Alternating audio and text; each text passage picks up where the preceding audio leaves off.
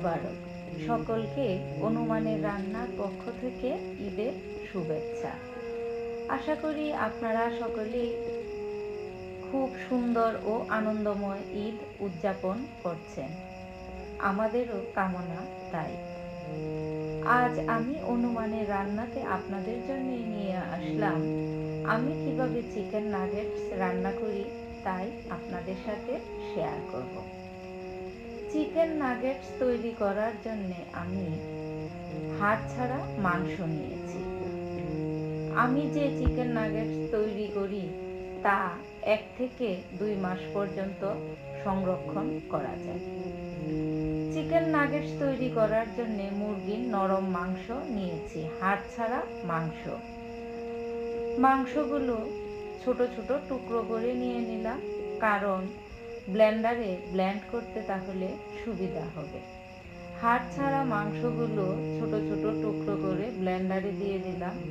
তার মাঝে আদা বাটা, রসুন বাটা, কাশ্মীরি মরিচ গুঁড়ো, জিরার গুঁড়ো, ধনিয়া গুঁড়ো, কর্নফ্লাওয়ার, টমেটো সস, গোলমরিচ গুঁড়ো, সব উপকরণগুলো দিয়ে দেব। তারপর তাতে সামান্য পরিমাণ চিনি ও সামান্য পরিমাণ লবণ দিয়ে দেব। টমেটো সসেও লবণ থাকে, তাই লবণটা একটু চিন্তা ভাবনা করে দেবেন। তারপর আমি হাতে একটা মশলা তৈরি করি, সেই মশলা 1 চামচের মতো দিয়ে দিলাম। 1 টুকরো লেবুর রস দিয়ে দিলাম।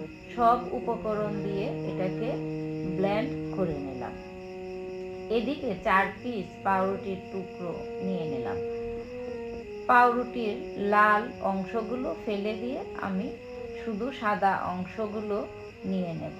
তারপর পাউরুটিগুলোকে ছোট ছোট টুকরো করে নেব, তাহলে পাউরুটিটাকে গুঁড়ো করতে সুবিধা হবে। এরকম ছোট ছোট টুকরো করে ব্লেন্ডারে নিয়ে আমি পাউরুটিগুলোকে গুঁড়ো করে নিলাম। এই দেখুন, সুন্দর একটা পাউরুটির গুঁড়ো তৈরি হয়েছে। তারপর এই পাউরুটির গুঁড়োগুলো দিয়ে আরেকবার মাংসের সাথে আমি ভালো করে ব্লেন্ড করে মিশিয়ে নেব। সামান্য একটু তেল ব্রাশ করে তারপর মাংসের কিমাটা আমি এতে দিয়ে দিলাম। দিয়ে হাত দিয়ে একটু ময়ান দিয়ে ভালোভাবে মিশিয়ে নিয়ে এবার আমি চিকেন নাগেটসগুলো আকার দিতে শুরু করে দেব। এইভাবে হাতে সামান্য একটু তেল মাখিয়ে নিয়ে হাত দিয়ে চেপে চেপে আমি চিকেনের কিমাটাকে সুন্দরভাবে সমান করে এভাবে বিছিয়ে নেব। তারপর ছুরি দিয়ে কেটে নেব। ছুরি দিয়ে কেটে এভাবে ছোট ছোট পিস করে কেটে নিয়ে তারপর হাতের সাহায্যে আমি নাগেটসের সাইজগুলো সুন্দর করে পরিপাটি করে এগুলোর সাইডগুলো এভাবে আঙ্গুল দিয়ে চেপে চেপে দিয়ে দেব। সবগুলো নাগেটস যখন তৈরি করা হয়ে যাবে তখন আমি একটা থালাতে কিছু ময়দা নেব ও তার মাঝে অল্প একটু লবণ দিয়ে ময়দাটাকে এভাবে লবণের সাথে ভালো করে মিশিয়ে নেব। তারপর একে একে সবগুলো নাগেটস এই ময়দাতে কোট করে নেব। সবগুলো নাগেটস এভাবে ময়দাতে গড়িয়ে নিয়ে রেখে দেব। আর এদিকে আমি 2টো ডিম নিয়েছি, ডিমের সাথে সামান্য একটু লবণ নিয়ে ওটাকে ভালো করে ফেটিয়ে নিলাম। ব্রেড স্ক্রাম্ব নিয়ে নিলাম একটা থালাতে, আর বাটিতে, ডিমের বাটিতে চিকেন নাগেটসগুলো দিয়ে এভাবে তারপর ব্রেড স্ক্রাম্বসে এভাবে গড়িয়ে নেব। একে একে সবগুলো চিকেন নাগেটস এইভাবে প্রথমে ডিমে চুবিয়ে নেব, তারপর ব্রেড স্ক্রাম্বে সুন্দর করে গড়িয়ে নিয়ে নেব। সবগুলো এভাবে তৈরি করে নেব। ডান হাত দিয়ে আমি ব্রেড স্ক্রাম্বগুলোতে গড়িয়ে নিচ্ছি, আর বাম হাতে একটা চামচ দিয়ে চিকেন নাগেটসগুলোকে ডিমে দিয়ে দিচ্ছি।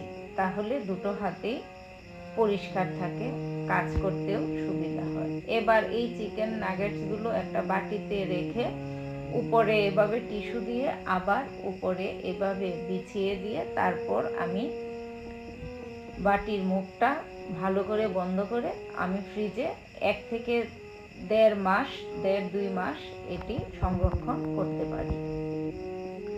আপনারা ইচ্ছে করলেও এভাবেই সংরক্ষণ করতে পারবেন। ভাজার আগে আধা ঘন্টা আগে নামিয়ে তারপর তেলে ভেজে নেবেন। চুলায় তেল বসিয়ে দিলাম। তেলটা গরম হওয়ার পর একে একে সবগুলো নাগেটস দিয়ে দিলাম। চুলার আঁচটা এ পর্যায়ে আমি মাঝারিতে রেখেছি।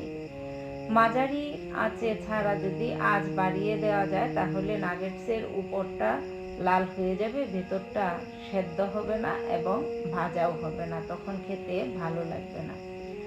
মিডিয়াম আঁচে একটু ধৈর্য সহকারে নাগেটসগুলো সুন্দরভাবে দু পিঠ ভালো করে লাল লাল করে ভেজে নিতে হবে। এই দেখুন আমার নাগেটসগুলো সুন্দরভাবে ভাজা হয়ে এসেছে এবং লাল সুন্দর একটা রং তৈরি হয়েছে। এবার এই চিকেন নাগেটসগুলো আমি সস দিয়ে পরিবেশন করব। আশা করি আপনাদেরও চিকেন নাগেটস তৈরি করা খুবই ভালো লেগেছে। অনুমানের রান্নার সাথে থেকে আপনারা আমাদেরকে